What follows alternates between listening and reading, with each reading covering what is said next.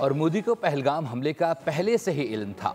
3 दिन पहले ही हमले की रिपोर्ट मिल गई थी। कांग्रेस के रहनुमा मलिक अर्जुन ने मोदी का ड्रामा बेनकाब कर दिया। मलिक अर्जुन ने मोदी पर संगीन इल्जामात आयद किए हैं।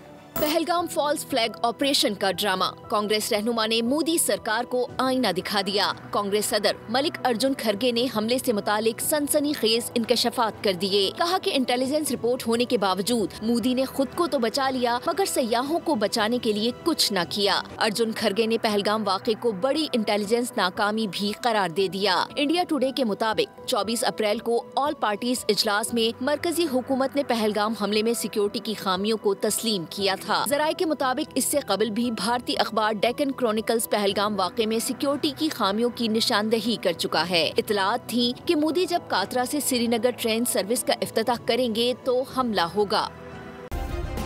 सब्सक्राइब करें और बेल दबाएं ताकि कोई खबर रह न जाए।